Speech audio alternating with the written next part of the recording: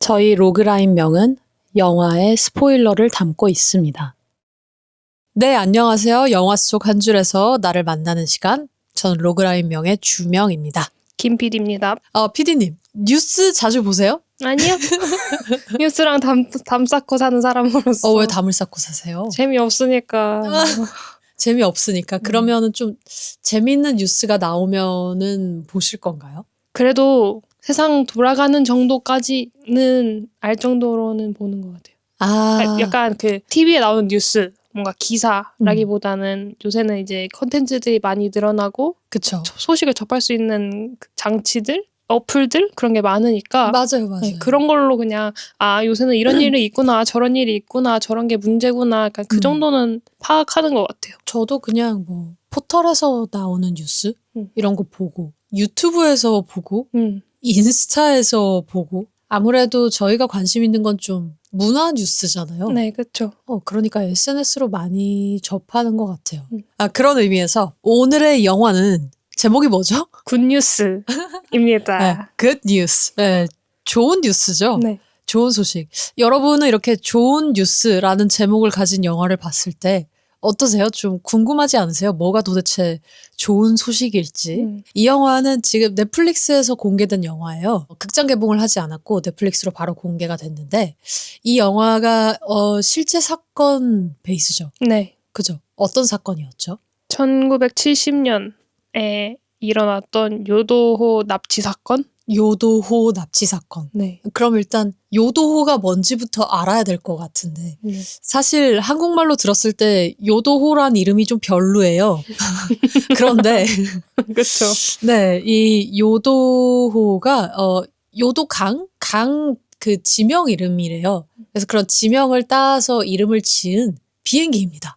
그래서 요도호인 거고 이걸 조금 더 간단하게 설명을 드리자면 이제 일본의 1970년대에 그 반정부 공산주의 동맹 이 단체인 적군파가 이제 일본의 여객기인 요도호를 하이제킹하면서 일어나는 사건인데 이들은 하이제킹해서 어디로 가려고 하죠? 평양으로. 네, 평양으로 가려고 합니다. Where is 평양? 하면서 평양으로 가려고 해요. 공산주의의 그 중심으로 가겠다 이런 거죠. 근데 이 사건에 당시에 남한 대한민국이 개입을 하면서 어쨌든 하이제킹 하면서 사람들을 지금 납치를 했잖아요. 거기 타고 있는 사람들을 납치했기 때문에 그 납치를 막으려고 사람들을 구하려고 하면서 벌어지는 이 사건들을 좀 유쾌하면서도 굉장히 찝찝하게 맞아요. 묘하게 기분이 나쁘면서 이게 정말 진지한데 묘하게 또 웃기면서 그런 블랙 코미디 영화라고 보시면 돼요. 어떠셨어요? 보고 나서? 일단 실제 사건이 바탕이 된지 몰랐거든요. 처음에 멘트로 알려주기는 하잖아요. 근데 그 멘트가 살짝 장난스럽게 나온다고 해야 되나? 맞아요. 달 배경으로 실제 사건에서 영감을 받았음. 다만 모든 등장인물과 상황은 상상에 의한 허구임. 이렇게 얘기를 하니까 음슴체로. 네. 그래서 일단 영감을 받았다고 얘기를 하기도 하고 그 바로 나온 다음 질문이 그렇다면 진실은? 약간 이런 식으로 나오길래 맞아요. 뭔가 영화적 장치라고 생각했지 실제로 이런 사건이 있었다는 거를 모르기도 했고 배경인지도 모르는 상태로 봤기 때문에 그냥 하나의 허구적 영화구나라고 해서 그냥 그런 영화로만 봤던 것 같아요. 그래서 되게 웃기기도 웃겼는데 뭔지 모를 그 기분 나쁨도 있고 뭔가 좀 생각할 거리들도 많았던 영화?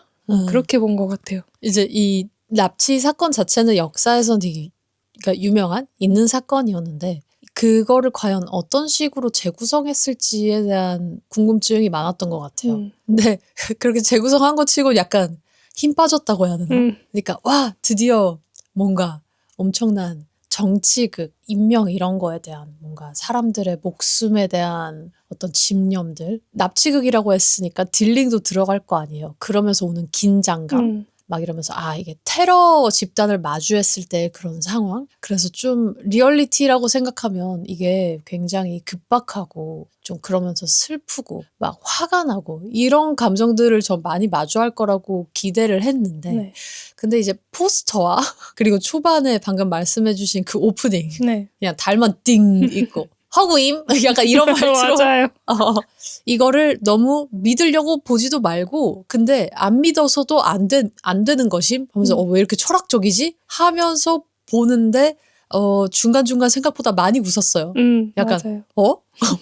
에? 근데 그 웃음이 약간 배를 잡고 깔깔 웃는 게 아니라 맞아. 되게 어이없으면서 나오는 웃음이었던 것 같아가지고 맞아요. 그게 좀 웃겼던 것 같아요. 최근에 배 잡고 그냥 깔깔 웃으면서 편하게 봤던 작품은 오히려 보스 이런 거였고요. 추석 때 개봉했죠. 그런데 이 영화 같은 경우에는 약간 맞아. 헛웃음 나오는 약간 영화. 그래서 이 영화의 마지막에 주인공이 실제 헛웃음을 터트리는데 그때 같이 좀 헛웃음을 터트리게 돼요. 약간 이러면서 맞아요. 여튼 그런 영화입니다. 그럼 이제 영화 이야기로 들어가 볼까요? 시작할 때 이 영화는 특징이 있어요. 이 영화는 챕터로 잘 나뉘어져 있죠. 그래서 보는 우리가 그 챕터 나뉘어져 있는 거를 잘 따라가면서 보면은 흐름을 놓치지 않아요.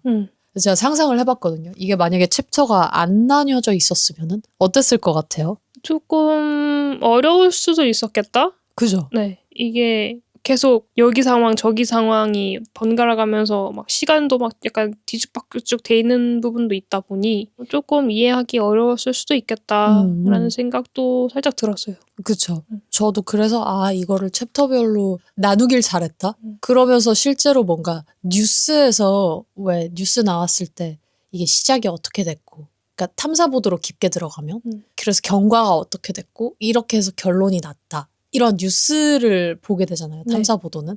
그걸 보는 듯한 느낌? 그래서 시작이 일단은 하이제킹입니다. 하이제킹 얘기 들어갈게요. 자, 일단 오프닝에서 뉴스가 나와요. 그런 다음에 하이제킹 사건이라고 딱 이어져 나오는데 이 두 개의 뉴스가 두 개 다 좋은 뉴스는 아니죠. 배드 뉴스예요. 첫 번째 뉴스가 일단 한국 국내선 여객기가 납치가 돼서 승객들이 실제로 북한으로 가가지고 거기서 고문을 당했다는 내용이었고 그리고 두 번째 뉴스가 도쿄에서 반정부 폭력단체 적군파 수장이 이제 체포됐는데 이 수장 얼굴 낯익죠? 네. 누구죠? 그 괴물에서 선생님. 요리 선생님이었나? 맞아요. 맞죠? 호리 선생님. 호리 선생님. 호리 근데 선생님. 충격적이게 요리도 나와요, 맞아요, 여러분. 맞아요. 그래서 너무 반가운 얼굴들이 나오는데 이게 일단 시작이 일본에서 시작된 납치극이었다 보니까 그 반정부 단체의 배우들이 필요했을 거 아니에요. 거기에 요리가 나옵니다.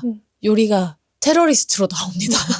아니 저는 이게 어쨌든 홍보를 할 때는 설경구 네. 배우님, 홍경 배우님, 이제 류승범 배우님의 영상들로 나오니까 우리나라 영화니까 뭐 저분들이 나오는구나 하고 이제 아무 정보 없이 봤는데 갑자기 일본인들이 나와서 일본 배우들이 나와서 일본 말로 영화를 이끌어 나가는 거예요. 이게 도대체 무슨 내용이야? 이게 뭐야? 내가 알고 있는 영화는 이게 아닌데 약간 이러면서 약간 혼란스럽게 시작을 했던 것 같아요. 근데 그 혼란이 흥미를 끌기에 충분했다. 맞아요. 그래서 웃겼다. 근데 이 두 개의 뉴스가 이제 뭐 연관성이 꼭 있다라고 할 수 없잖아요. 네. 없으니까 실제로. 근데 이게 이어지는 세 번째 뉴스를 통해서 이게 어떻게 연결이 되는지. 그러니까 한국 쪽에서 일어나는 사건은 한국 쪽에서 일어나는 사건이었고 한반도에서 일어나는 사건은 그리고 일본 쪽에서 일어나는 사건은 일본 반도에서 일어나는 사건이었는데 이게 연결이 돼요. 왜냐? 거기에서 비행기를 하이제킹해서 일로 이제 넘어오니까. 이해되시죠? 매우 간단하죠? 그래서 적군파가 이제 하이제킹을 합니다. 그리고는 이 굉장히 너무나도 웃긴 일본 정부의 모습을 알 수 있어요. 당시에 뭐 진짜 그랬다는 게 아니라 이제 코미디로 풀어내야 되니까 자, 여객기를 하이제킹해서 마치 약간 우리 일본 B급 영화? 그 일본 B급 영화 감성 보듯이 야, 하이제킹이다 하면서 너무 내가 막 수치스러워가지고 내가 나 그 하이제킹 장면을 보면서 어떻게 저렇게 하이제킹을 하지? 하면서 근데 그래 역시 이게 일본 배우들과 일본 배경을 가져왔으니까 그거를 살짝 녹여서 저 B급 영화 좋아하거든요. 이게 B급이라 해서 A급, B급 그걸 나누는 게 전혀 아니잖아요. 그만의 장르인데 약간 그런 느낌으로 푸는 게 재미있었고 그러면서 그 조종사들의 대화 만시간 채우는 이 기장과 그리고 부기장은 심지어 우리나라 배우예요. 네, 맞아요. 그렇게 하면서 이제 본격적으로 비행기가 출발을 해요. 이 비행기가 출발을 했는데 출발을 한 다음에 기장과 부기장이 매우 똑똑하죠. 뭐가 없다고 해요? 연료가 없다고. 이게 일종의 테스트였을 것 같아요. 왜냐면 딱 봐도 그 테러리스트들이 나이가 어려 보이는 거죠. 그래도 치질이 걸릴 정도로 만시간 비행한 기장님인데 이제 그 정도의 해안은 있겠죠. 그러다 보니까 연료가 없다라고 말하는데 나레이션에도 나오죠. 그들이 얼마나 준비가 안 된 반정부 집단이었는지. 비행기 그 게이지를 보는 방법을 전혀 몰랐다고 하잖아요. 그래서 일본의 어느 지역에 이제 주유를 하러 내려서 거기에서 관료들이 이 상황을 먼저 진압을 시키려고 하는데 이 이타즈케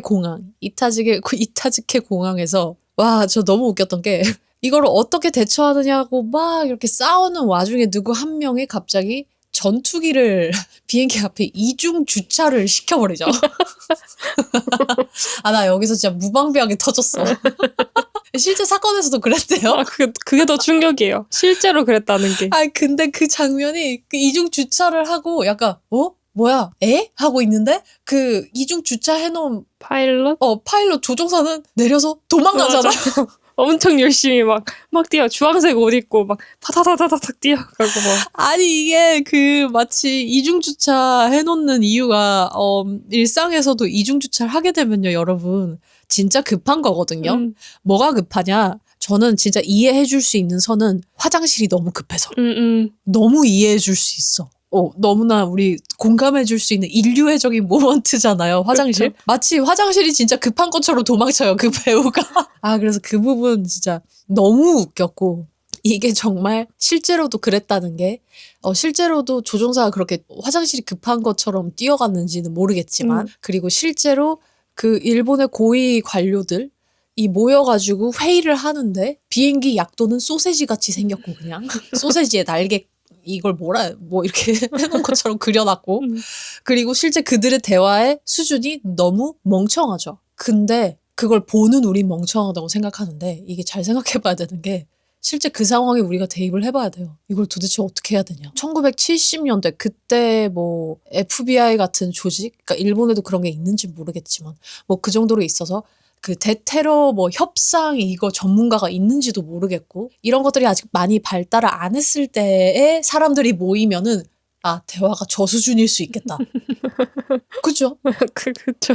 그리고 그냥 휠체어 타고 온 그 자본주의 회장님 앞에서 그분한테 엄청 깍듯하게 하면서 회장님은 또 집값 떨어지면 어쩔 거야 하면 그 논리를 내세우면서 싸우고 있죠. 적나라하고 오히려 더 인간스러워서 그게 재밌었던 것 같아요.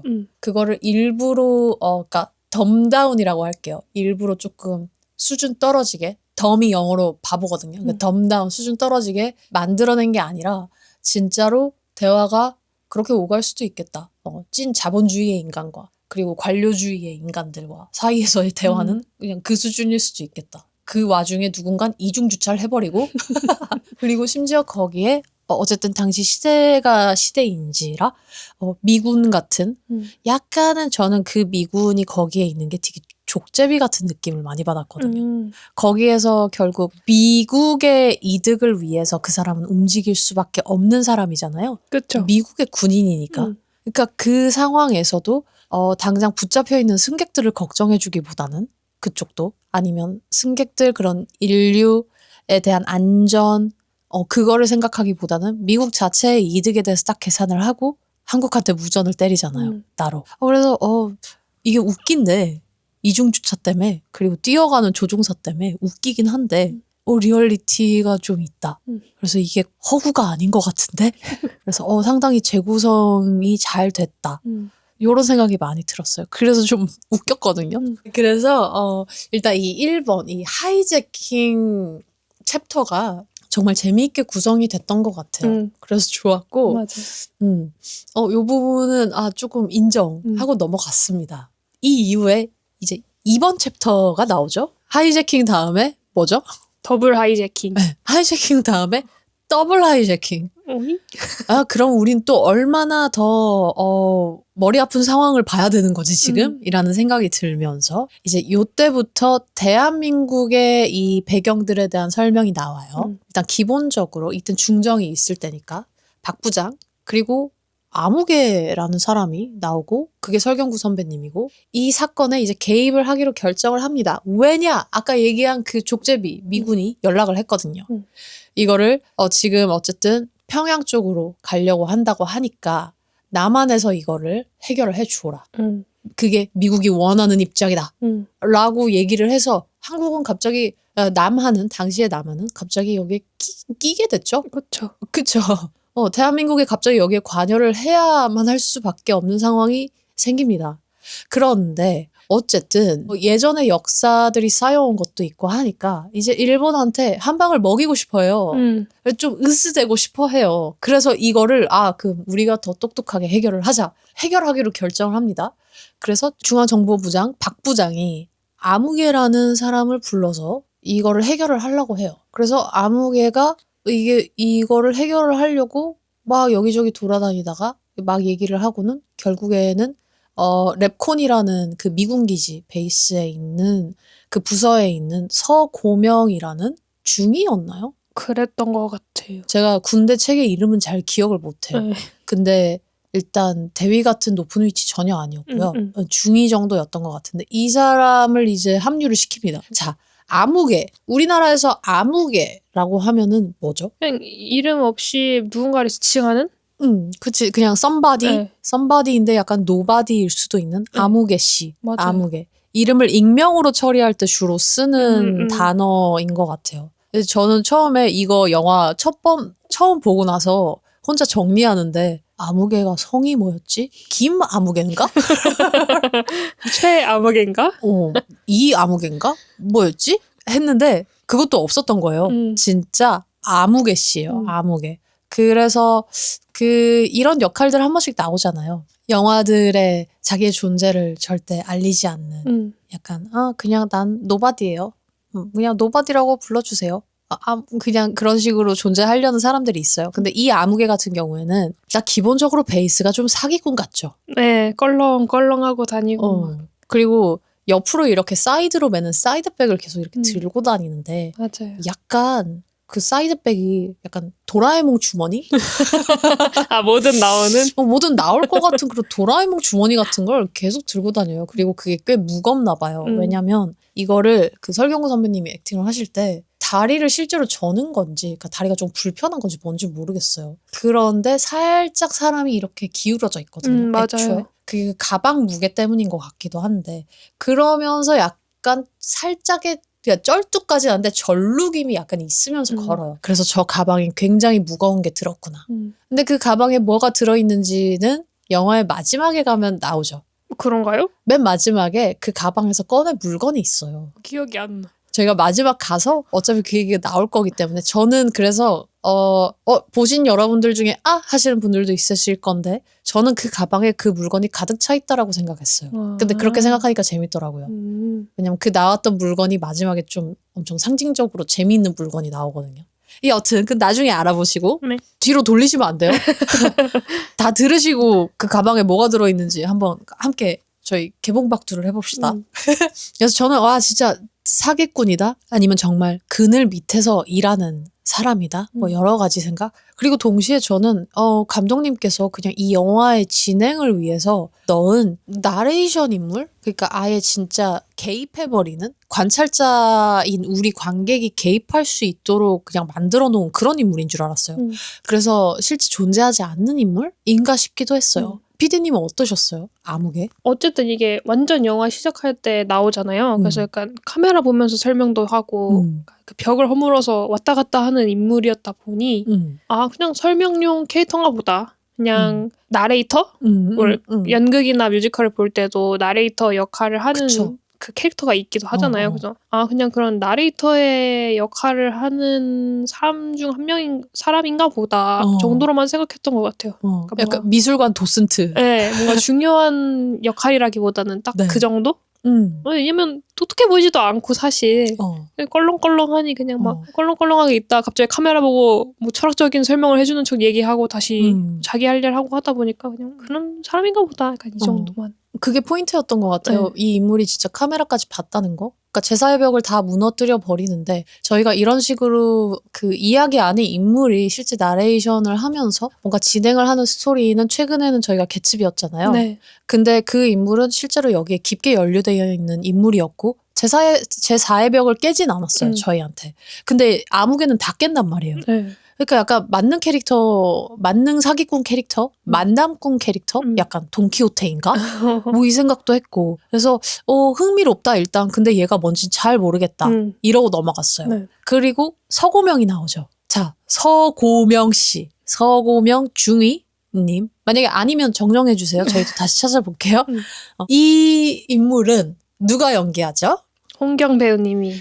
홍경 배우님이 연기를 합니다. 네. 네. 자연스럽게 저희 이제 입꼬리가 올라가죠. 기본적으로 홍경 배우님이 젠틀남, 되게 따뜻한 남자, 그리고 엄청 지조 있게 사랑을 해줄 것 같은 남자. 저는 그런 느낌을 많이 받는 사람이거든요. 피디님은 어때요? 저는 살짝 어리숙한 느낌이 좀 많이 들었던 것 같아요. 그러니까 어리숙한 느낌도 네, 있고. 이 영화 말고 그냥 홍경 배우님 자체를 봤을 때 풋풋하고 약간 어리숙한 남자, 소년미가 있는 남자. 그쵸. 소년미가 맞는 것 같아요. 약간 순수한 사랑할 것 같고 어쨌든 청설에서도 나오셨었고 그리고 소년미 같은 부분은 이제 약한 영웅 이런 데 나오셨을 때도 많이들 봤을 것 같은데 사실 좀 이미지 변화였던 것 같아요. 그래서 하면서 제가 초반에는 그래서 홍경 배우님이 이러한 인물, 그러니까 서고명이란 인물을 연기하는 거를 받아들이는 게 시간이 좀 걸렸어요. 그 이미지가 있다 보니까 제가 맞아요. 생각하는. 저도. 근데 이게 보다 보니까 이제 점점 홍경이 그냥 서고명으로 보이기 시작하고 그래서 서고명이 원하는 건 저거구나 하면서 보기 시작하고 그랬던 것 같거든요. 그래서 엄청 처음부터 굉장히 시크하게 나와요. 맞아요. 딱 서고명이란 사람의 얼굴을 딱 처음 보는 순간 이 서고명의 표정이 굉장히 시크하고 굉장히 이성적이고 계산적이고 약간 출세 욕구도 있고 그리고 스스로에 대한 이런 자부심이 좀 강한? 근데 강한 이유가 있었죠. 왜 강했죠? 능력이 좋으니까. 그죠. 능력이 너무 좋죠. 뭐지? 관제사?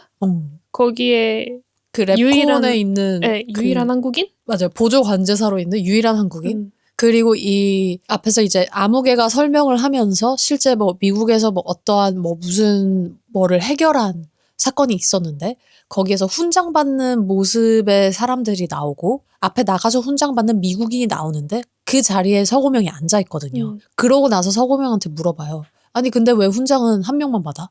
왜 쟤만 받는 거야? 라고 했었거든요.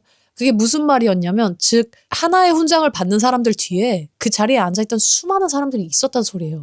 그 중에서도 서고명이 큰 역할을 분명히 했을 거고 그래서 그 사람을 딱 꼽아서 이제 인형 뽑기 당하죠. 아무개한테. 네, 그렇죠. 네, 간택을 당합니다. 사실 서고명은 처음에 모르고 있지만 그러면서 그 간택을 받은 줄도 모르고 자기 자랑을 해요.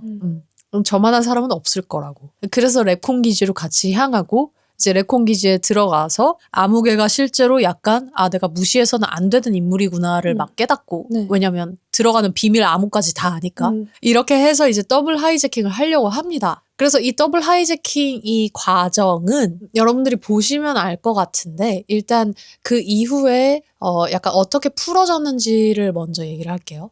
이제 비행기는 뭐 제가 그림을 그릴 수 없으니까 일본에서 그 소세지가 이렇게 날아와가지고 한국 여기 상공으로 저희 그 38선 라인 쪽으로 이렇게 쭉 거기까지 왔어요. 거기까지 오는데 이 랩콘에서 거기 레이더 시스템이 굉장히 잘 발달돼 있으니까 그 비행기의 위치를 파악을 하고 거기에다가 교신을 시도를 합니다. 그런데 적군파를 어쨌든 속여내야 된다라는 지점이 뭐였죠? 대한민국 정부가 북한인 것처럼 그렇죠. 얘기를 해야 했죠. 이 말투가 분명히 그래도 달랐을 텐데 어느 정도는 그거를 못 알아듣는 일본인들이니까 이게 좀 더 유리하지 않았나 싶기도 해요. 그래서 그 더블 하이제킹을 시도해요. 그래서 남한 땅 쪽이 북한이다 사실. 그리고 북한 쪽에서는 그냥 북한으로 와야 되니까 또 대기를 하고 있죠. 그래서 이 중간에 소통하는 비상 주파수 그것만 따내면은 그 비행기와 다이렉트로 소통을 해서 이제 대한민국 땅에 착륙을 시킬 수 있는 그런 상황이 벌어져요. 근데 물론 그러기 위해서 여기가 북한이라고 속였어야 되니까 이제 중정도 한번 난리가 났다가 너무 스마트한 전략이라서 넘어가죠. 그래서 이 시간 싸움이 쫄깃한 시간 싸움이 시작되고 특정 서부 영화에 대한 인용도 나오고 근데 이거를 이 긴장감 속에 결국에는 서고명이 적군파를 속이는데 성공을 하거든요. 근데 이 더블 하이제킹 하면서의 그 시퀀스가 꽤 길어요. 근데 여기에서 가장 좀 기억에 남는 장면 있을까요? 저는 역시 서부 영화를 채택한 장면? 차용한 황야의 장면? 무법자? 네. 되게 센스 있다고 생각했어요. 오, 네. 어쨌든 이게 비상주파수를 통하면 모든 국가들이 다 들을 수 있는 거였잖아요.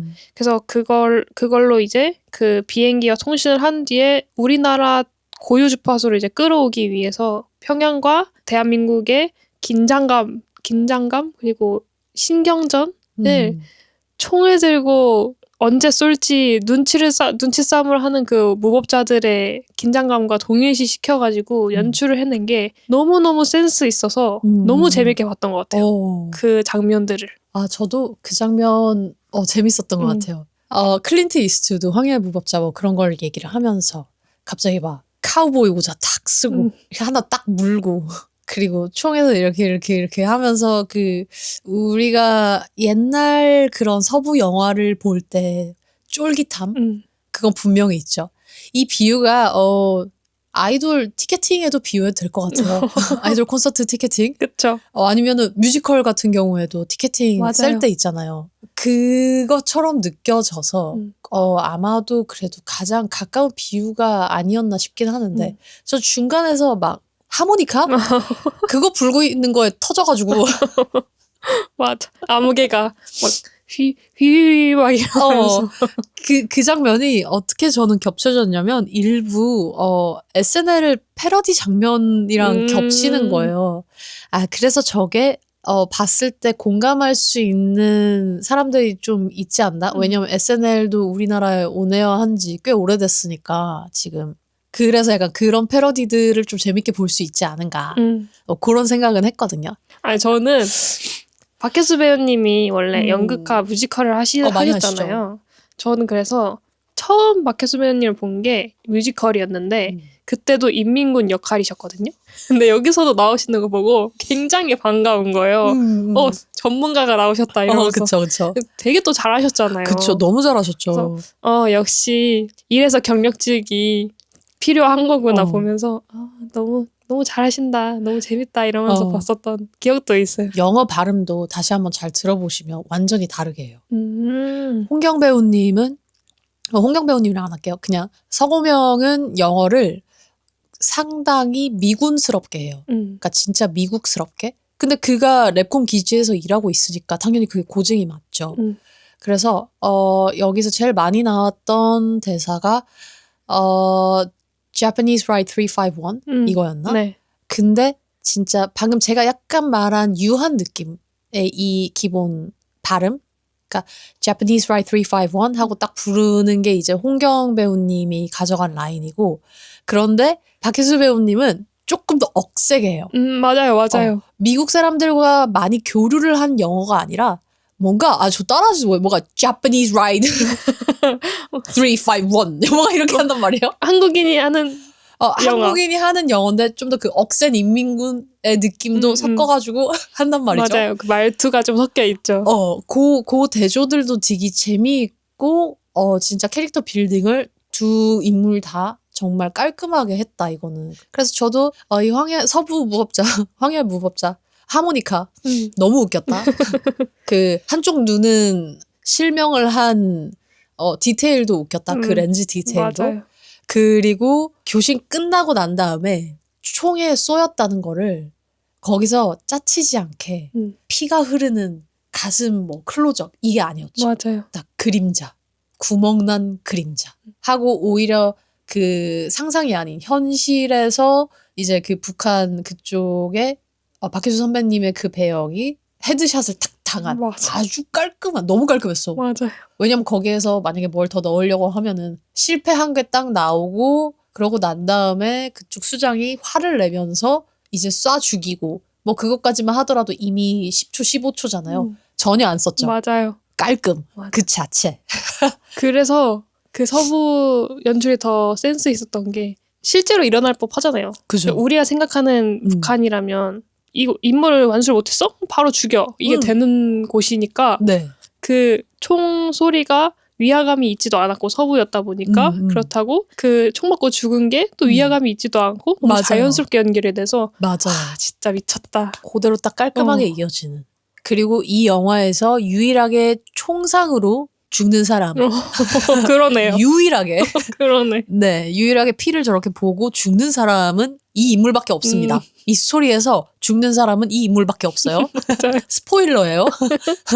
그래서 이 하이제킹 과정에서 이제 웃겼던 거는 재미있던 장면들은 그건데 이게 쫄깃했던 이유는 마지막 마무리 그런 마무리를 해줘서였기 때문이었고 저는 그게 좋았어요.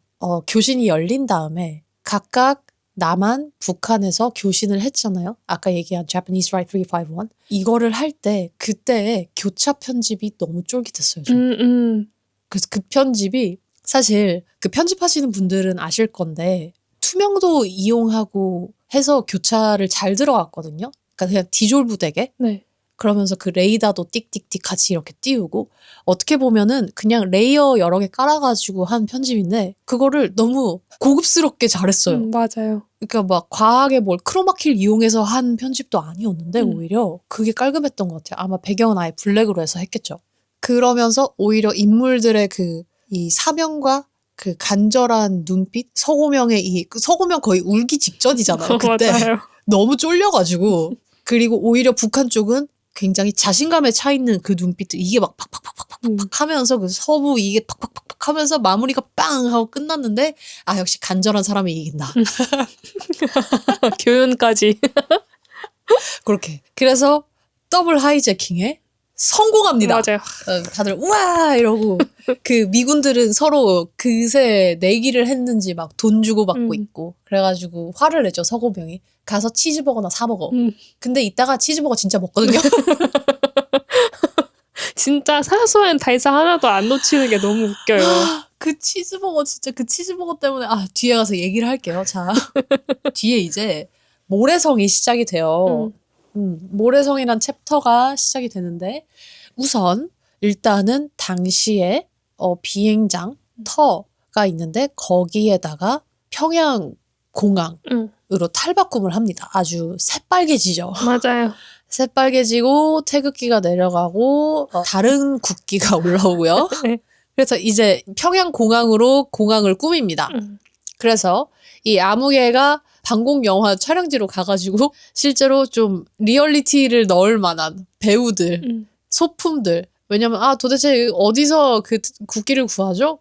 했는데 그게 이제 영화 촬영 현장에 있었죠. 맞아요. 그래서 이제 인민군 복장을 막 하고 막 여성 평양 응원단 막 이런 거 흔드는 그런 것까지 하고 이렇게 준비를 해둬요. 이렇게 준비를 하는데 솔직히 그때 성공할 거라고 생각했어요? 저는 할 거라고 생각했어요. 왜요? 일단 너무 그 작전도 너무 좋았다고 생각했고 되게 치밀하게 어쨌든 준비가 됐잖아요. 진짜 잘만 하면 이거 성공하겠는데? 약간 그 생각이 있었던 것 같아요. 왜냐면 미국산 비행기들도 다 숨겨놓고 했으니까 굉장히 괜찮은 작전인데 이러면서 저는 보고 있었거든요. 네. 보고 있었거든요. 영화를 볼 때. 뭐가 제일 설득력 있었어요? 뭔가 옷들이나 복장 그런 거였나? 아무래도 그게 제일 컸던 것 같아요. 그러니까 어쨌든 한국이잖아요. 그 한국이니까 그 언어에 대한 위화감도 별로 없을 그쵸. 때기도 하고 글자에 대한 위화감도 없고. 네, 그리고 어쨌든 일본이라는 곳에서 날아오는 사람들이다 보니까 잘만 하면 속을 수 있겠다라는 생각이 있었어가지고 진짜 아주 천재적인 기획력인데 이러면서 전 좀 감탄하면서 봤거든요. 근데 그게 너무 그러니까 급조된다라는 그 상황이 재밌었던 것 같아요. 완전 막 급조가 되잖아요. 그래서 비행기는 이제 오고 있고 뭐 중간에 북한이 거기 가지마 하면서 막 유도탄을 막 쏘는데 그게 오히려 축하해주는 폭죽이야 막 이렇게 속이고 서고명이 그거 너무 센스 있는 말이었어. 갑자기 이 솜사탕 같은 것들로 터지죠. 맞아요. 그래서 막 좋아하면서 소가 막 이러면서 와 그렇구나 하면서 막 우와 하면서 오잖아요. 그렇게 기분 좋게 모든 걸 세팅을 해줘요. 그리고 드디어 여객기가 랜딩을 합니다. 자, 랜딩을 했는데 이 적군파에 여자분이 한 분 계세요. 그분은 좀 되게 극단적이시죠. 진짜 이거 아니면 안 돼. 아무도 못 믿어. 굉장히 방어가 심하고 굉장히 극단적인 여자예요. 그쵸. 신념도 살짝 강해 보였죠. 그 인물들 중에 신념이 가장 강한데 거기에서 또 그냥 조용히 있는 사람이 절대로 아닌 그러니까 딱 행동 대장 느낌? 맞아요, 여자가 맞아요. 오히려 막 이런 느낌. 확 불타오르잖아요.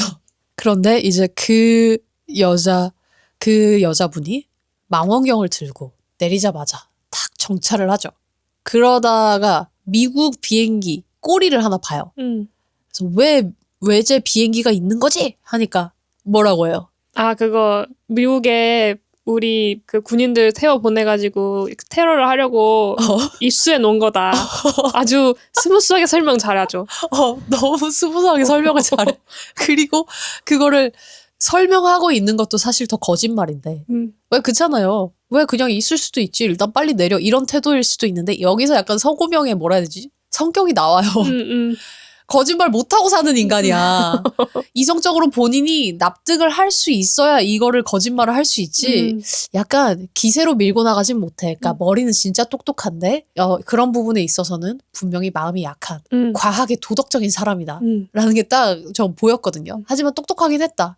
그래서 그 기지로 이렇게 넘기는데 또 망원경에서 뭘 찾아요. 아 진짜. 이게 이 포인트가 여러분들도 그 앞에 대사를 기억하시면 이게 웃겨요. 딱 망원경으로 이렇게 딱 보는데 어느 창문으로 흑인 군인이 치즈버거를 먹고 있죠. 치즈버거. 그 아까 그 사람이 좀 높은 위치죠, 나름. 네, 그쵸. 대령 정도 대령? 다시 한번 얘기하지만 죄송합니다. 제가 지금 이 옷을 입고 있지만 전 군인 용어를 잘 몰라서요. 근데 오늘을 계기로 열심히 좀 공부를 해볼게요. 근데 좀 높은 위치의 분이니까 제가 아는 단어는 대령밖에 없어요. 그래서 대위? 모르겠다. 여튼 좀 높은 위치의 그 사람이 창문을 열고 약간 오히려 그 장면과 이어서 생각하면 그 연기가 이해가 돼요. 되게 왔군 하면서 햄버거를 이렇게 음미하고 있거든요. 그러니까 햄버거 먹을 생각이 없었는데 서고명이 앞에서 꼽을 줬잖아. 네. 지금 이 절제절명의 인명 피해가 일어날 수도 있는 상황에 너는 돈 내기나 했으니까 그 돈으로 가서 치즈버거나 먹어 라고 얘기한 거를 또 미국인답게 아주 sarcastic하게 받아들여서 그럼 내가 치즈버거 먹어주지 하면서 사온 거야. 그래서 그걸 먹고 있어요. 그거를 우리의 행동파 앞잡이가 봅니다. 아우. 그래서 또 난리가 났죠. 저 진짜 저 미군 진짜 주먹 한 대로 해버리고 싶었다니까요. 너무 답답해가지고. 근데 거기에다가 또 뭐라고 거짓말을 해요? 그 미군은 러시아 군인이라고. 러시아 군인이다. 북한에 있는 러시아 군인이다. 그래서 다들 멘붕이 오죠. 러시아에 흑인이 있어? 하면서 맞아요. 나 진짜 거짓말에 거짓말인데 정말 이거는 웃길 수밖에 없는 인간적인 부분이었다. 저도 순간 멈칫했거든요. 러시아에 흑인이 있나? 그러니까요. 저도 있을 수도 있지 않나? 왜 없어? 그럴 수 있지. 약간 이렇게 되는데 이제 그거를 얘기를 하면서 결국 그 인물들이 의심이 최고조로 올라가요. 이걸 납득을 해주고도 싶은데 어쨌든 의심이 되는 상황. 그러면서 결국 승객 중에 라디오가 있는 사람이 있으면 그걸로 라디오를 틀어봐라.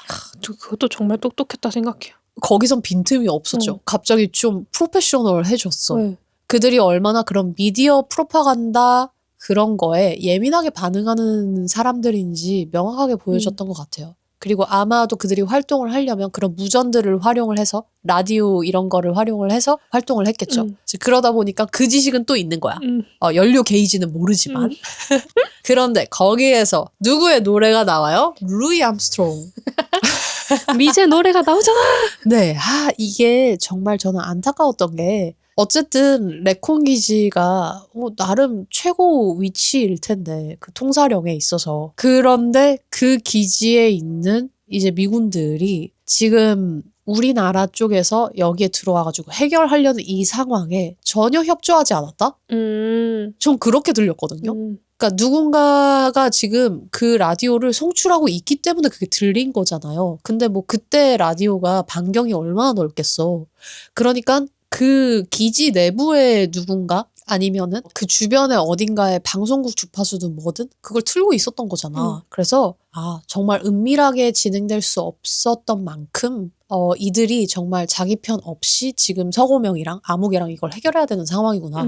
진짜 낙동강 오리알들이구나. 그러면서 좀 불쌍한 거예요. 성공하길 바랬는데. 그래서 진짜 그 마치 누군가 숨어 있다가 범죄자 피해서 숨어 있다가 갑자기 핸드폰 울리는 그 순간 같은 느낌? 그래서 좀 마음이 아팠어요. 그 부분의 연출도 그래서 재밌었던 것 같아요. 그 영화 감독의 한마디로 결국 모든 게 끝나거든요. 네. 사실 빌드업이었죠. 이미 의심을 하고 있었고 그래서 못 믿을만 했는데 그 일본 적군파에서 This is 평양. Yes or no? 막 이랬잖아요. 네. 이 발음이 너무 웃겼어. 그 일본식 영어 발음도. 근데 앞에 나가 있는 아무개가 Yes라고 대답을 하려고 하고 아무개가 실제로 북한인 척 했지만 결국에는 그 감독은 왜 노라고 했을까요? 그니까요. 영어를 못 알아들은 걸까요? 그렇지는 않은 것 같고 사실 그 정도의 영어는 알 수 있다고 생각했거든요. 너무 압박에 시달려서 진실을 말할 수밖에 없었나? 압박에 시달려서 이거 두 가지로 생각해봐도 될 것 같은데 1번 압박에 시달려서 2번 이 사람이 어쨌든 약간 대한민국을 너무 사랑하는 감독인 거죠. 본인의 입장에서는 본인의 논리로는 그러니까 여기가 차마 북한이라고 말을 못하는 그 자존심의 싸움인가? 압박 플러스 뭐 본인의 신념 플러스 뭐 그런 게 겹쳐져서 노라고 대답을 한 걸까? 만약에 그 윤경호 선배님을 실제로 만날 수 있다면은 그 부분의 액팅을 어떻게 해결하셨는지 너무 물어보고 싶어요. 그 압박이 어떠한 압박이었고 그 캐릭터 빌딩을 어떻게 하셨는지.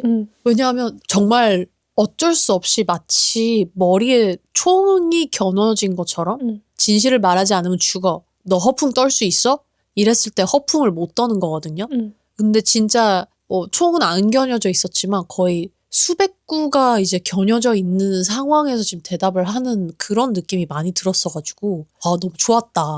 근데 노라고 해서 그 캐릭터는 너무 짜증이 났다. 그렇긴 하죠. 그 감독 캐릭터 너무 짜증이 났다. 화가 났다. 그래서 거기 그 알바하러 온 엑스트라 분들 그 영화에 실제로 엑스트라이기도 하고 그 감독이 찍는 영화의 엑스트라이기도 하잖아요. 그쵸. 그 하루에 지금 2탕을 뛰고 계신 건데 그분들은 그쵸? 그쵸. 하루에 2탕이나 지금 뛰어야 하는 그 엑스트라 분들이 이제 피켓이랑 이런 걸 다 던져버리죠. 네. 꽃 이렇게 흔들고 계신 분들은 꽃을 이렇게 하면서 내려버리고 맞아요. 그냥 그게 됩니다. NG가 됩니다. NG 컷. 그런 비유들이 좀 웃겼었던 것 같고. 그리고 이 모래성 부분에서 저희가 한 가지 좀 알게 되는 사실이 있어요. 바로 아무개가 결국 어디 출신인지. 그렇죠. 북한 출신이었다는 게 은연중에 드러나죠. 싹 은연중에 드러나죠. 근데 보면은 뭔가 그 북한의 정치적인 계획 이런 거에 있어서도 잘 파악을 하고 있고 그게 어떤 느낌인지도 알고 있고 그 대답을 전면에서 가장 거짓말을 잘하는 인물이기 때문에 이제 중정 부장이 앞에 세운 건데 거기까지만 보더라도 굉장히 설득력이 이미 있어서 저는 그때부터 그냥 이 사람은 북한에서 내려온 사람이다. 뭐 원래 간첩이었건 뭐였건 그렇게 했다가 이제 중정부장한테 뭐 그 아버지가 뭐 이렇게 돼가지고 그 이후에 잡혀서 결국에는 소리 소문 없이 일을 해야만 하는 위치의 사람인 거다라고 그냥 딱 이해를 해버렸거든요. 근데 그러니까 아무개가 누군지 좀 이해가 됐어요. 그 당시에 전혀 자기가 실제로 누군지라는 아이덴티티를 가지고 살 수 없는 위치의 사람이라는 게 딱 이해가 됐어요. 어쨌든 이게 조금 유쾌하게 이 사건이 풀어졌잖아요. 네. 근데 이제 제가 이 영화를 다 보고 나서 이게 실제 사건이 있었다는 걸 알고 실제 사건에 대해서도 좀 찾아봤는데 생각해보니까 되게 무거운 일이었던 거예요. 그쵸. 왜냐면은 그때는 어쨌든 북한에 대한 인식이 굉장히 안 좋았던 때고 오히려 진짜 적이다라고 생각해서 중앙정보부도 있었던 것 같기도 하고 간첩을 잡아내기도 하고 했었으니까 그런 상황 속에서 공항을 평양공항으로 바꾼 다음에 이 땅에 인공기를 달아? 개항에? 그건 진짜 미친 일이다. 그래서 되게 그때 그거를 지휘하셨던 분도 엄청난 압박 속에서 진행을 하셨을 텐데 그렇게 생각하니까 마냥 다시 볼 때는 마냥 유쾌하지만은 또 않더라고요. 그러니까 오히려 처음 봤을 때는 이 유쾌한 상황들에 이입해서 아 웃기다 했는데 다시 볼 때는 서고명과 암흑의 입장이 조금 더 이해가 됐다 그래야 되나? 그 압박감들이. 맞는 것 같아요. 그래서 그렇게 생각해보면 감독도 그런 압박이 있을 수도 있었겠다라는 생각도 같이 드는 것 같아요. 그래서 결국 나중에 버스에서 엄청 오열하고 있잖아요. 맞아요. 옆에서 조연출이 위로해주고 있고. 무서웠겠지. 너무 무서웠겠지. 눈앞에 막상 보니까 자기는 어쨌든 영화 감독인데 실제 실물 테러리스트를 마주한 거잖아요. 그렇죠. 본인 입으로는 막 반공주의자들 다 쏴 죽여야 돼 막 이렇게 말은 했는데 실제로 눈앞에서 보니까 얼마나 무서웠겠어. 토닥토닥 해줘야죠. 그치만 그래도 예스라고 해주지. 맞아. 아쉽죠, 사실. 예스라고 약간 그 살인의 추억이었나요? 살인의 추억의 슈퍼 아줌마? 그런 느낌이죠. 맞아요. 뭔지 알죠? 완전 다른 장르이긴 한데 그때 느껴지는 그 뭐라 해야 될까? 보는 사람의 무기력함이 너무나도 곱절이 돼버리는 그런 상황이었죠. 맞아요. 여튼 모래성이라는 제목인 만큼 허술하게 쌓은 만큼 잘 무너진다. 그게 명확하게 보였던 그런 챕터였던 것 같아요. 자, 이러고 나서 다음 챕터로 넘어가죠. 다음 챕터는 뭔가요? 뭐였지? 잠시만요. 제목의 반대. 배드뉴스. 예스, 배드뉴스. 도대체 우리 제목의 굿뉴스는 언제 나오는 건지. 그러니까요. 네, 이제는 챕터 이름이 아예 배드뉴스예요. 나쁜 소식. 이 나쁜 소식에서 우선 이 모든 거를 해결을 하려고 하는데 그만큼 어쨌든 당시 한국 정부 상황에서도 이거가 뭐 아까 제가 말한 것처럼 협상 전문가가 있는 것도 아니고 그리고 이 사람들이 지금 말이 제대로 통하는 사람들도 아니잖아요. 네. 그리고 내부적으로도 알력 다툼이 있어요. 중정부장이랑 비서실장이랑. 막 그런 상황들이 막 엉키다 보니까 아수라장인 거예요. 그러면서 지금 이 작전은 결국 실패를 했고 결국에는 언제 터질지 모르는 이 비행기, 언제 터질지 모르는 비행기만이 지금 갑자기 한국 땅에 있는 거거든요. 그러니까 대한민국 입장에서는 이게 지금 뭐 어떻게 도망갈 수도 없고 어떻게 해야 할 수도 없는 그런 상황인데 그 와중에 또 서고명이 직접 협상하라고 보내버려요. 맞아요. 서고명을. 너무하죠. 너무 얄밉지 않아요? 이게 일본에서 이 작전을 수행해 준 것에 대해서 고마워하니까 박 부장이 내가 한 거야 이러면서 맞아. 막 자신만만하게 거기 테러리스트랑 얘기를 하려고 얘기를 하는데 갑자기 그럼 너 우리 비행기로 들어와 하니까 지휘한 건 내가 아니야 하고 석고명을 보냈다는 게 그쵸. 아우 진짜 붐다. 진짜 여러분들 이 장면 기억하실지 모르겠는데 거기에서 대사가 너무 재미있게 구성이 돼 있잖아요. 그 일본어로 어쨌든 대화를 하긴 하는데 예 접니다. 예 저예요. 예, 제가 했어요. 내가 이 총 책임자예요. 내가 왔어 드디어. 약간 이런 식으로 얘기를 하는데 직접 만나고 싶어. 그러니까 목소리가 다른다니까 내가 총 책임자라고 하면서 얘기를 하는데 이거를 이제 얘기를 해야 되니까 직접 만나고 싶어 하면서 하니까 일단은 알았다 하고 끊고는 듣고 있던 나머지를 저는 속인다고 생각했어요. 왜냐면 이거를 끼고 있고 그거를 지금 같이 누가 모니터를 했는지 모르겠는데 그 상황을 어떻게 꼬우냐면 목소리를 알아보네. 본인을 보내야겠는데 하면서 서고명을 보내버리잖아요. 아우 진짜. 본인을 부른 거거든요. 박 부장을 부른 거예요. 맞아요. 제가 봤을 때 제가 일본어의 느낌을 다 못 알아들어서 그런데 그 대사 자체로는 박 부장이 가야 돼요. 박 부장한테 오라 한 거예요 결국. 그런데 서고명을 보내죠. 아우 진짜 얄미워 죽겠어. 이 서고명이 비행 탔을 때 서고명은 처음에 갈 때는 아이씨 내가 왜 이러고 있어야 돼요 하면서 막 조인트 까이고 하면서 뭐지 막 그런 말 하지 마요. 다 옮으니까 해서 야 너 말이 너무 따갑다 막 이러면서 막 이렇게 뭐 그런 대화를 하면서 이제 가는데 또 투닥투닥 대면서 막상 비행기에 가니까 서고명도 굉장히 쫄죠. 그리고 본인의 어깨에 주어진 사명이 뭔지를 실제로 마주하게 돼요. 맞아요. 직접 눈으로. 그 눈으로 본 게 거기에 묶여있는 수많은 사람들이었고 그리고 난 다음에 이 적군파가 매우 극단적인 행동을 하죠. 거기 비행기 타고 있었던 의사한테 정보를 얻어서 사람의 장기를 어떻게 피해서 찌르는지를 다 알아내서 그 여자 행동대장이 말이 안 통하는 것 같으니까 내일의 조라는 그 만화를 들먹이면서 내일의 조도 결국 죽는다. 우린 하얗게 불태우고 난 다음에 죽을 거다. 하면서 그 하얗게 불태우고 난 다음에 죽는다는 의지가 뭔지 보여주죠. 네. 내 목숨을 걸어서. 서고명은 이쯤 되면은 그냥 도망가고 싶었을 것 같아요. 그쵸. 내가 왜 여기까지 와 있어야 되나.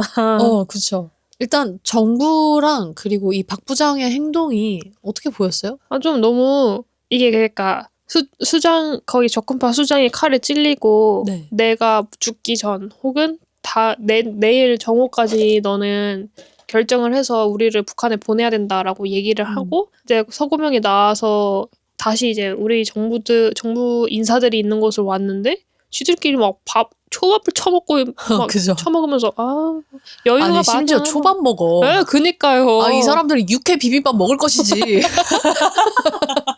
초밥을 먹고 있어. 맞아. 날 것이 먹고 싶으면 회를 먹을 것이지. 아마 일본 정부 맞다고 그런 것 같은데 막 초밥을 쳐먹어서 지들끼리 막 또 히히덕 거리면서 뱃살이 먹고. 네. 그래서 막 내일 12시까지는 정해야 됩니다 하니까 시간 많아 이러면서 막 지들끼리 막 난리 피고 있는데 진짜 좀 너무 역겨웠어요 그냥. 그죠. 네. 진짜 이게 뭐 먹을 땐 먹어야 된다는 맞는 말이긴 한데 마치 지금의 상황이 결국에는 제가 좀 막말을 할게요. 우리의 똥이 아니다. 이거는 당시의 일본 정부인 저들의 똥이다. 라는 태도를 좀 여실히 보여줬던 거. 그래서 거기에 온 그 일본 운수 장관이랑 차관? 그 사람들도 좀 어이가 없었을 것 같아요. 일단 밥은 먹긴 먹는데 이 사람들의 태도는 뭔가. 결국엔 니들이 책임져야 된다. 우리 일 아니다. 라는 이 모습을 보여주는데 우리의 자국민인데 얼마나 막 열이 받았겠어요. 이미.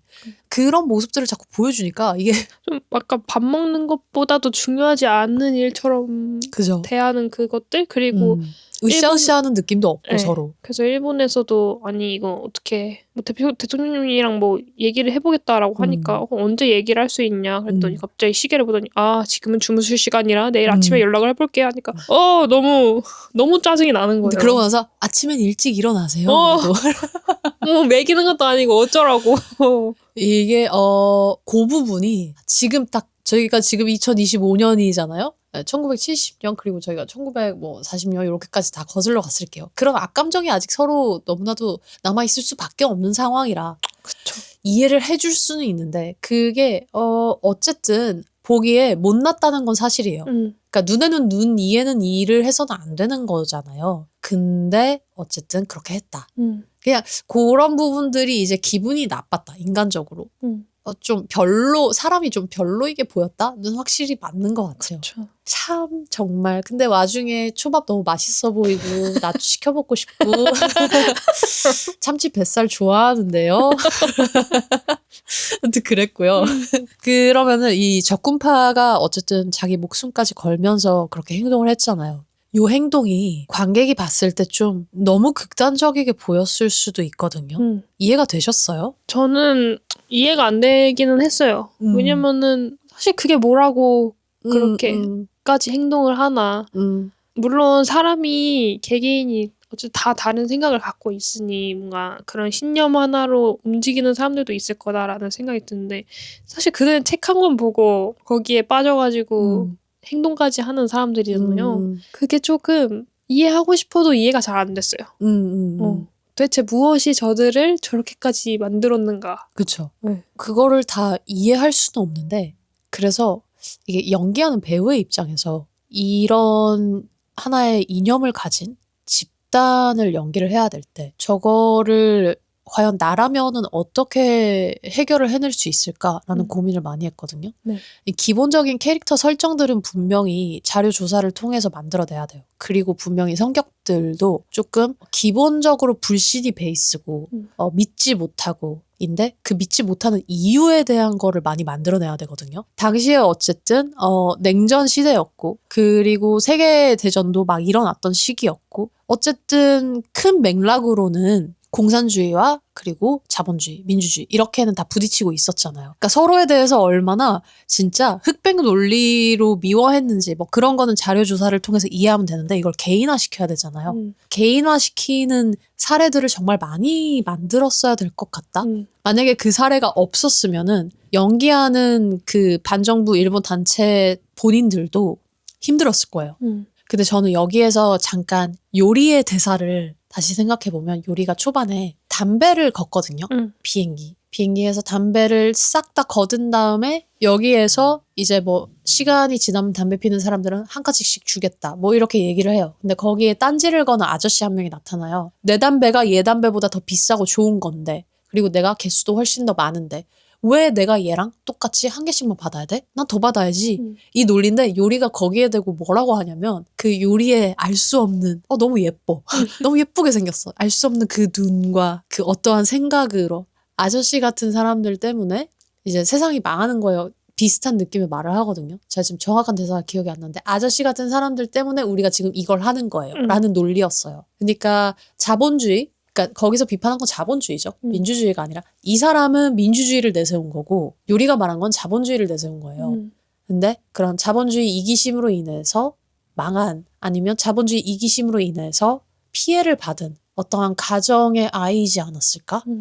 라고 생각해 볼 수도 있고 그리고 요건 좀 스포일러인데 뒤에 가서 이제 아무개가 서고명한테 좋은 뉴스, 안 좋은 뉴스, 굿뉴스가 있고 배드뉴스가 있어 하면서 얘기를 해주거든요. 근데 그게 뭐였냐면 걔네가 막 폭탄을 둘러가지고 이제 자폭이랑 이런 걸로 위협을 하잖아요. 네. 그게 다 가짜였다고 얘기를 하잖아요. 맞아요. 가지고 있던 무기가 칼 말고는 다 가짜였단 말이죠. 근데 저는 그 얘기를 듣는 순간 이 행동대장 있죠. 그 여자의 극단적인 행동이 좀 이해가 됐어요.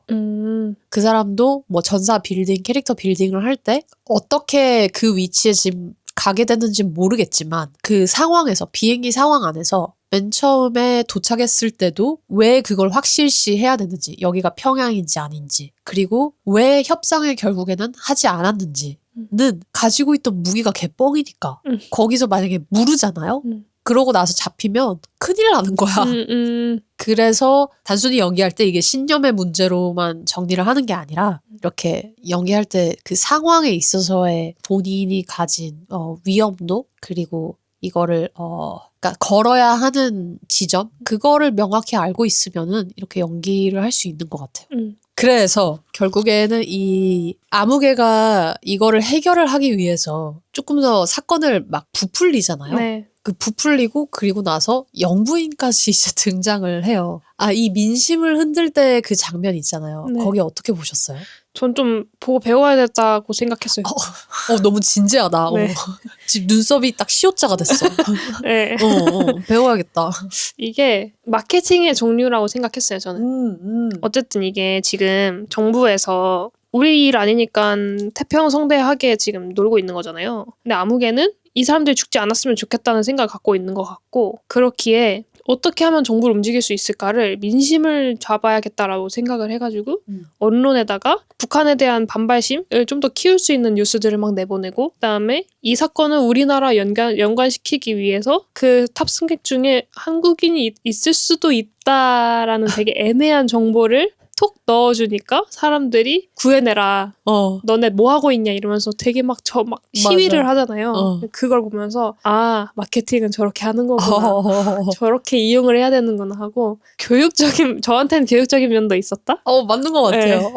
조금 더 큰 힘을 움직이기 위해서 더 큰 힘을 이용하고 그렇게 하니까 딱 하면서 사람들이 구해내라 뭐 어쩌고 물러가게라 뭐 이렇게 해결해라 뭐 이렇게 딱 그 시위하는 게 너무 잘 맞물렸잖아요. 맞아요. 와 그러고 나서 결국에는 영부인이 오잖아요. 맞아요. 대통령을 움직였죠. 되니까 이게 대통령이 그때까지 관여를 하지 않았던 이유는 무엇이었던 것 같아요?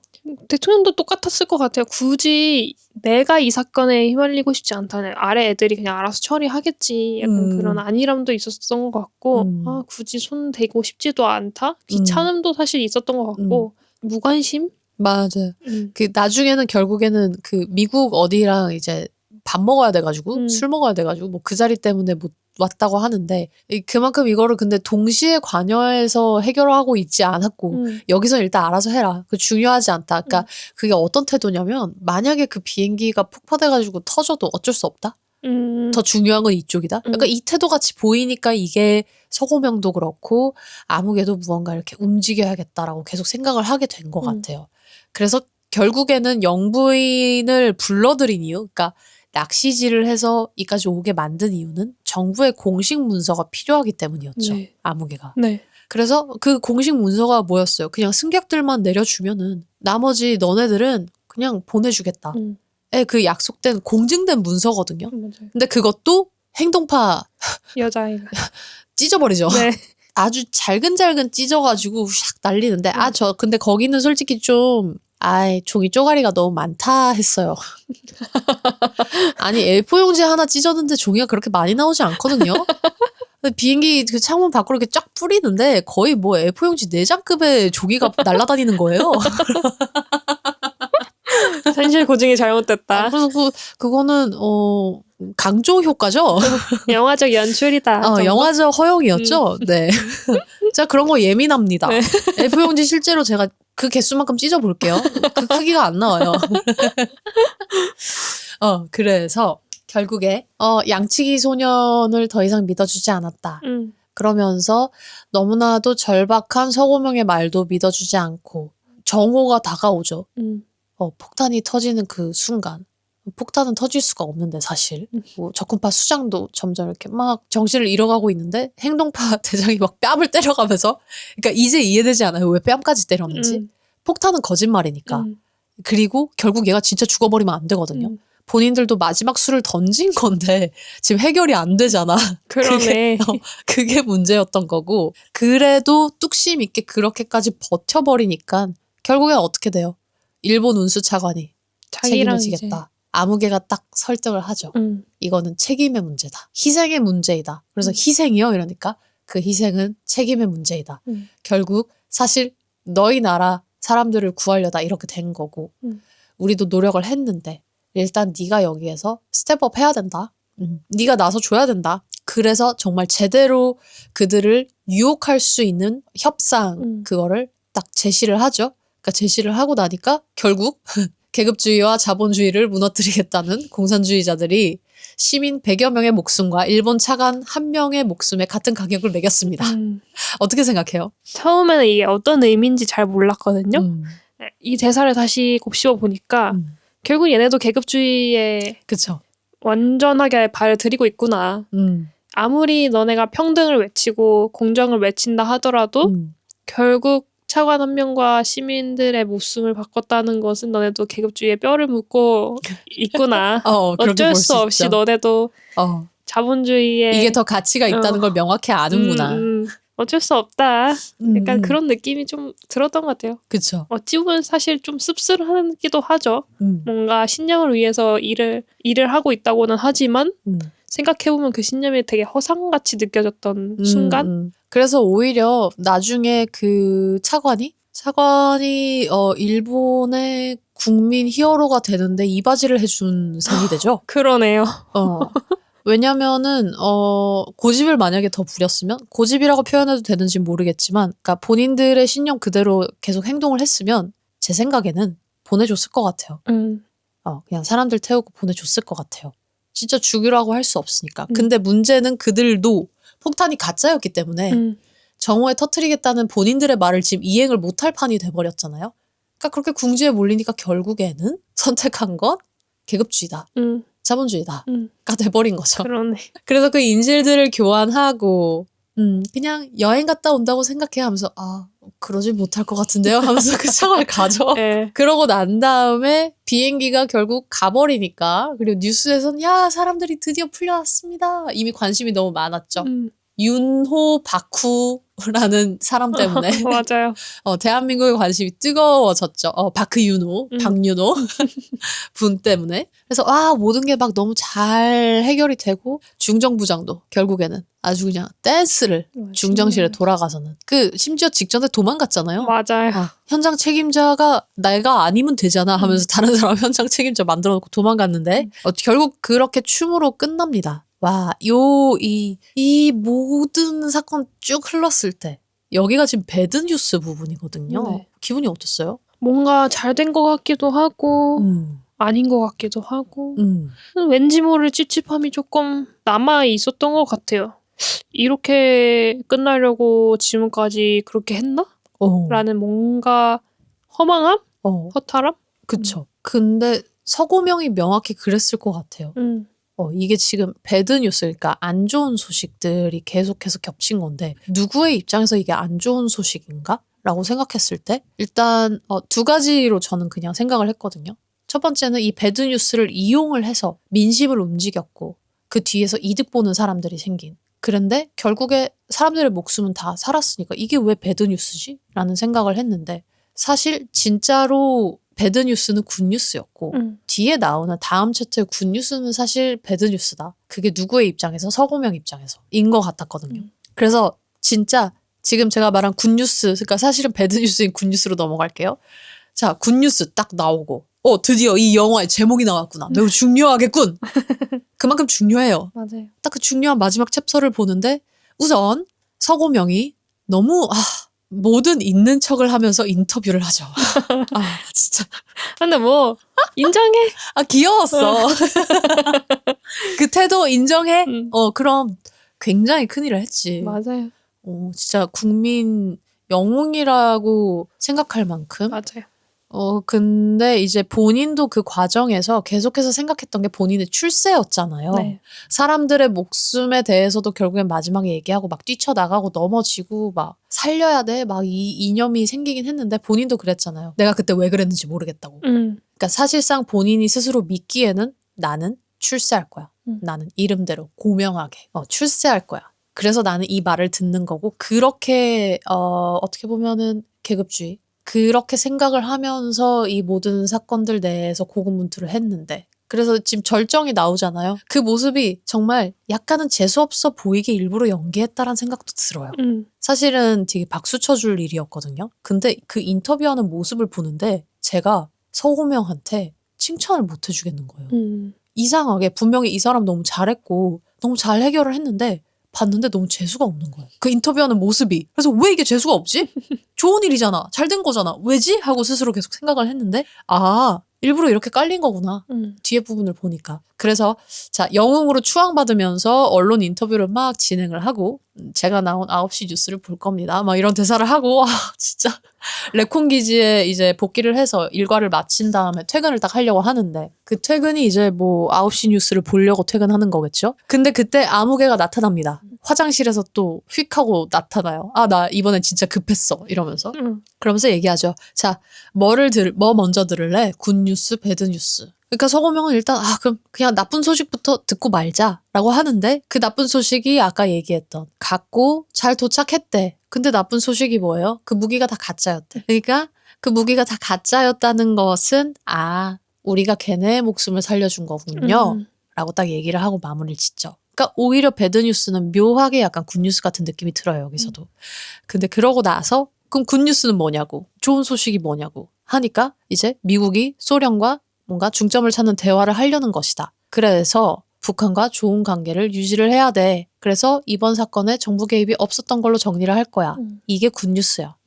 라고 하니까 서고명이 어이가 없어 하죠. 바로 또 알아들어요. 그러면 지금 이게 비공개 작전이었던 만큼 이번에 대한민국 정부가 적극적으로 가담했다는 거는 쏙 빠지고 결국에는 일본 차관이 일본인의 목숨을 구했다. 일본 조종사들이 일본인의 목숨을 구했다. 그렇게 마무리가 되겠구나를 싹 내다보죠. 그래서 정말 관료주의 앞에서의 무기력함을 완벽하게 느꼈을 것 같아요. 근데 그러면서 제가 아까 얘기한 아무개의 가방 있죠. 아무개의 가방에서 뭘 꺼내서 던져줘요.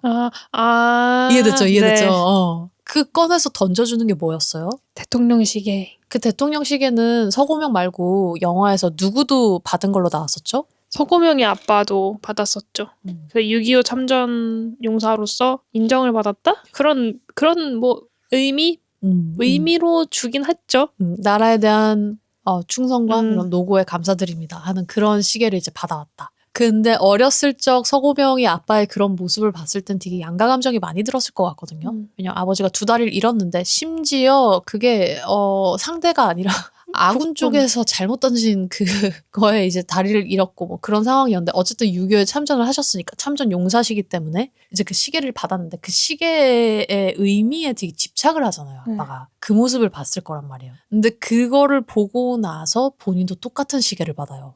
그 반대 거기서 연출이 되게 재밌게 됐잖아요. 완전 달의 이면처럼 땅을 기준점으로 두고 일본 차관이랑 조종사들이 막 환호 받는 거를 이렇게 땅을 뒤집어서 서고명이 다시 나오잖아요. 맞아요. 그죠? 완전 반대 달의 이면에서 진짜 실제로 벌어지는 그 감정적인 상황. 그러면서 아까 얘기한 그 저희가 약간 하게 된다는 그 웃음을 서고명도 띠게 돼요.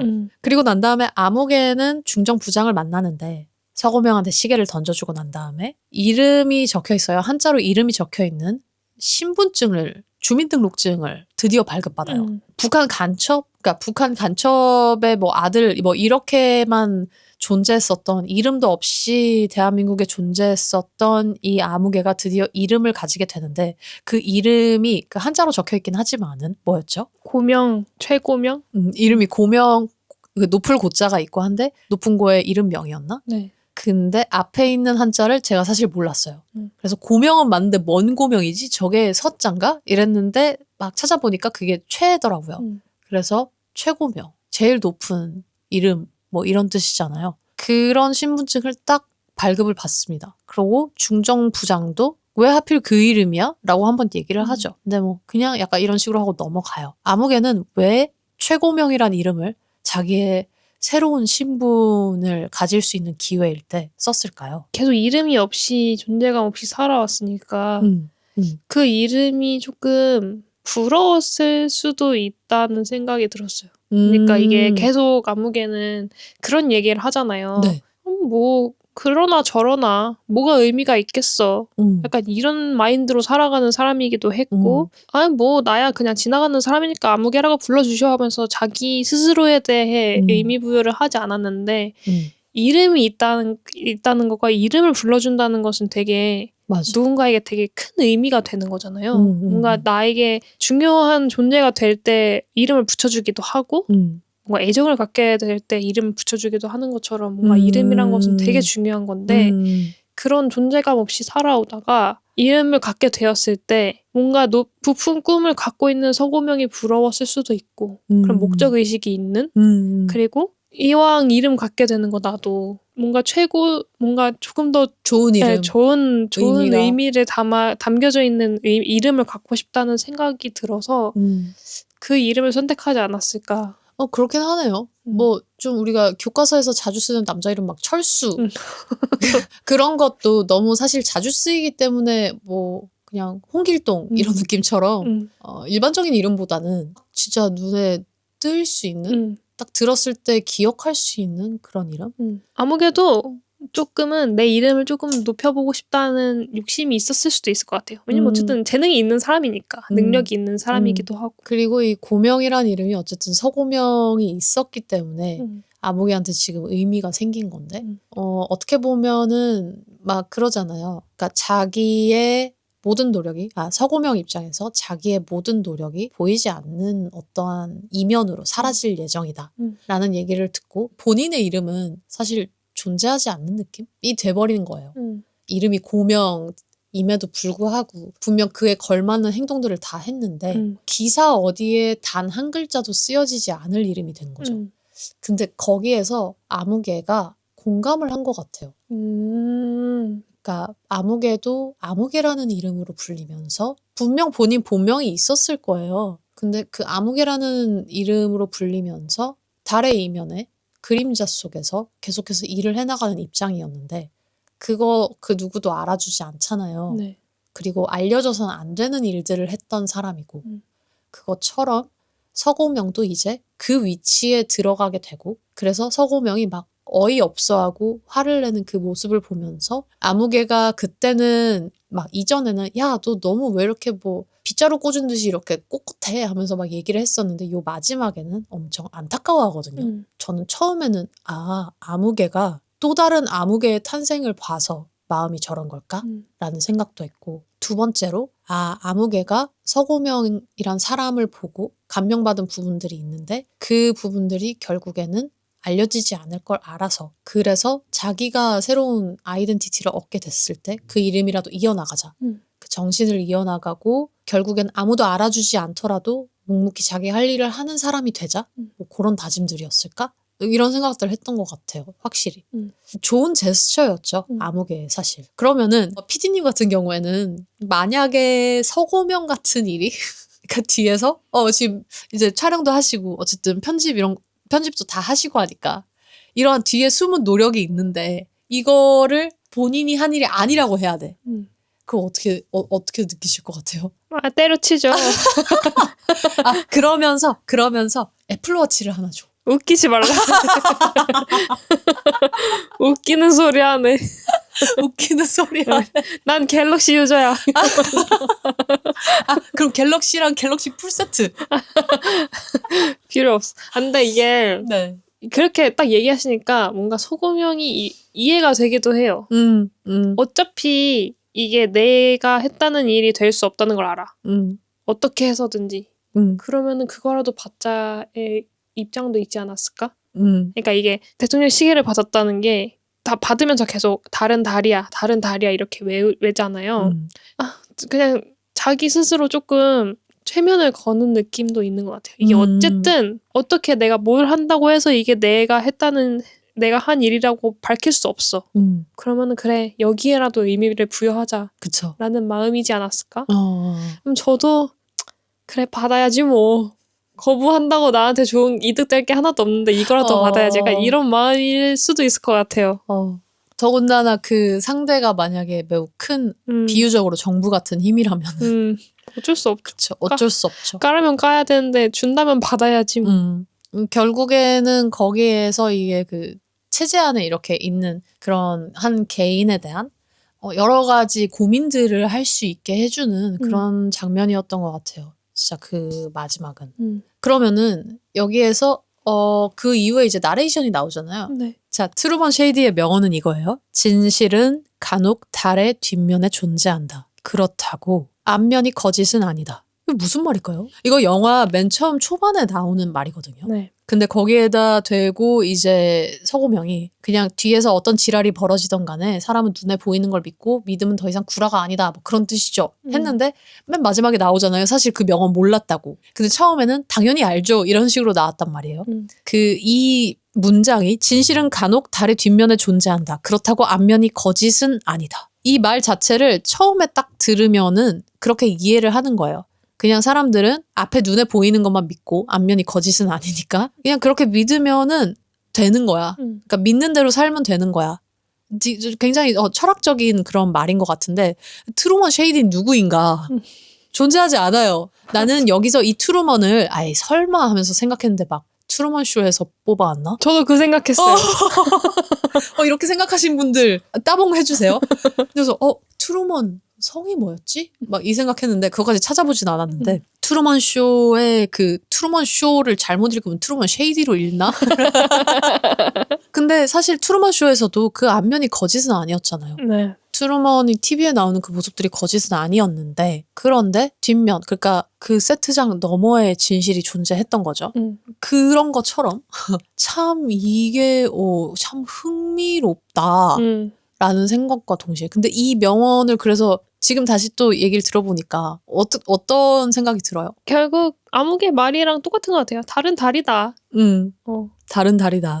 이게 뭔가 이 영화의 메시지와 조금 연관이 되어 있는 말이라고 생각이 드는데 뭐 진실이 어디 있건 간에 너가 보이는 대로 믿으면 그게 진실이 아닐까?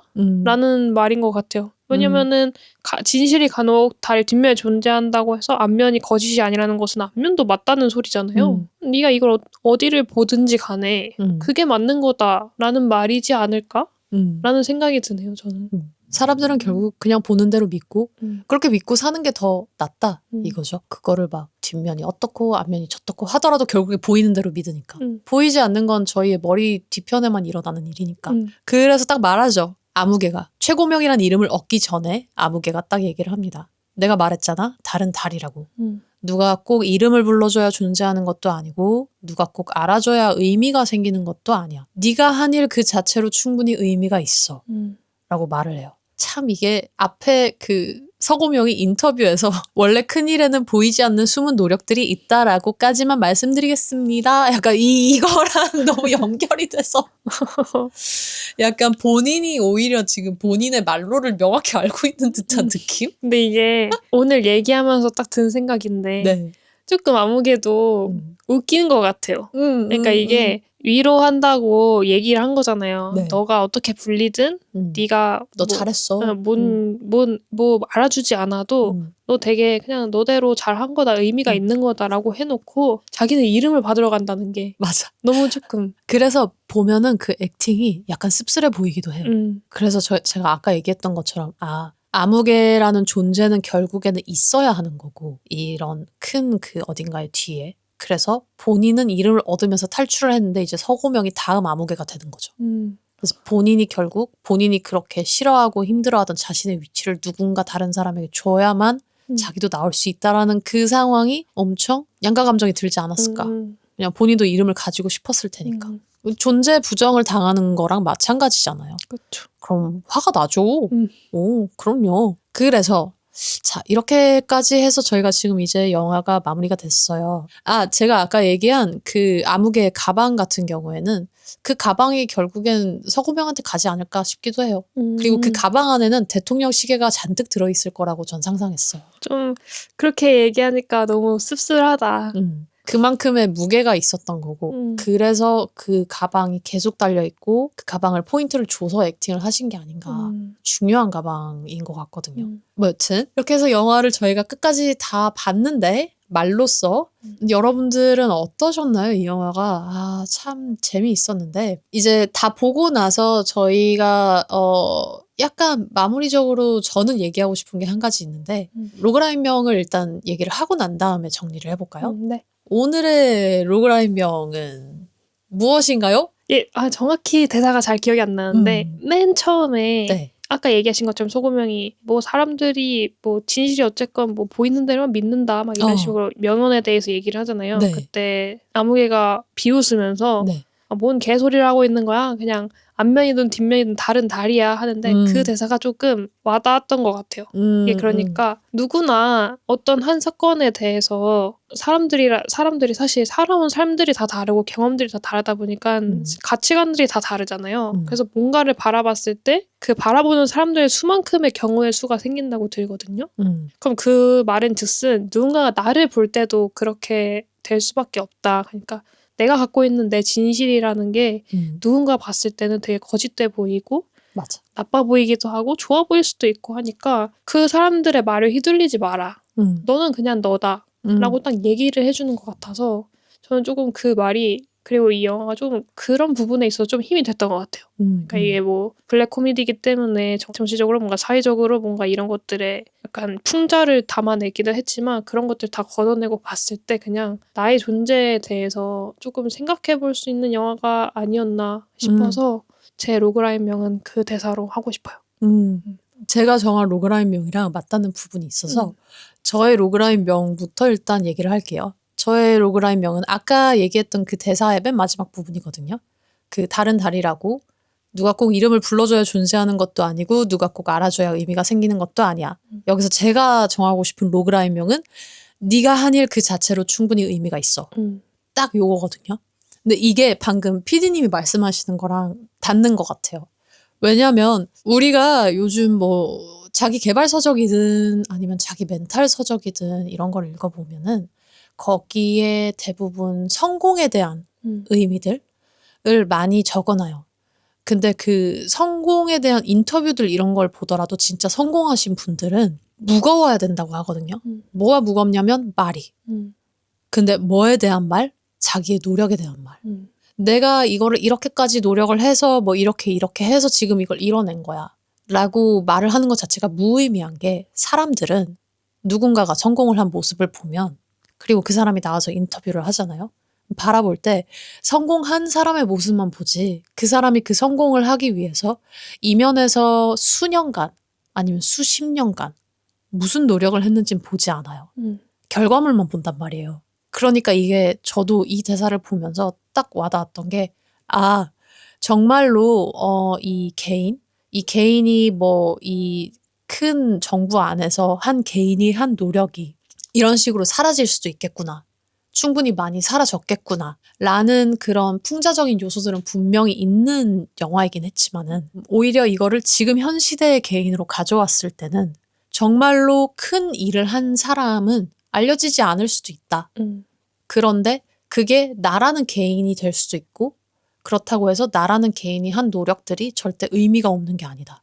즉 이게 결론적으로는 여러분 계속해서 노력을 해야 돼요. 결과론적으로 누군가가 좀 더 관심을 받았고 나은 모습을 앞에서 보여주고 있다고 해서 그리고 내가 한 일이 인정받지 못했다고 해서 화를 내면 안 되는 거예요. 화를 내는 게 아니라 그거를 기반으로 잘 다져서 내가 다음으로 나가서 결국에는 내가 정말로 옳은 길로 잘 나아가고 있었다면은 언젠가 누군가는 알아줘요. 그렇기 때문에 자기가 한 행위 자체가 의미가 있다라는 거, 그리고 다른 달이라는 거, 그런 것들에 대해서 좀 생각을 잘 해보시면 좋을 것 같아요. 그래서 묘하게 이게 블랙 코미디의 정치 풍자 영화였는데 지금 2025년에 존재하는 우리에게는 이 영화가 어떻게 다가왔는지 단순히 뭐 역사적인 사실을 다시 보게 되는 그런 영화였는지 아니면 갑자기 아 진짜 관료주의 질린다 뭐 이런 생각으로 다가오셨는지 아니면 나는 이 안에서 도대체 어떻게 살아남아야 될까라는 그런 고민들도 해보셨는지 생각을 해보시면 좋을 것 같고 이게 진짜 어떻게 보면은 이제 SNS가 엄청 만연하고 우리 AI도 너무 만연하죠. 요즘 TV 프로그램에서도 재연 같은 경우에는 다 AI로 만들어진 맞아요. 장면입니다 하면서 많이 나와요. 광고도 AI로 많이 만들더라고요. 맞아요. 이렇게 진짜 가짜가 진짜처럼. 근데 그게 또 가짜라고 할 수 있나? 그쵸. 당장 이 사람들이 전달하려는 의미가 전달된 거는 진짜잖아요. 그러니까 이게 이런 것처럼 이 모든 게 다 진실일까요? 여러분은 빨간 약을 드셨나요? 파란 약을 드셨나요? 이걸 우리가 어떻게 구별을 해야 될까요? 모피어스를 만나봐야 될까요? 네, 이렇게 영화를 보고 느낀 점이 있으면 언제든지 재밌으니까 댓글로 공유를 해주시고 여러 가지 고민을 정말 많이 하게 해준 오늘의 영화 굿뉴스 박수. 그리고 다음에 또 나누고 싶은 영화가 있으시면은 저희한테 꼭 공유를 해주세요. 저희가 지금 하나씩 또 리스트를 타파를 하고 있거든요. 그럼 저희는 다음 주에 또 다른 영화와 함께 찾아오겠습니다. 네, 감사합니다. 감사합니다. 좋은 소식 아니지 차라리 나쁜 소식 가지고 봬요. 그게 진실이니까.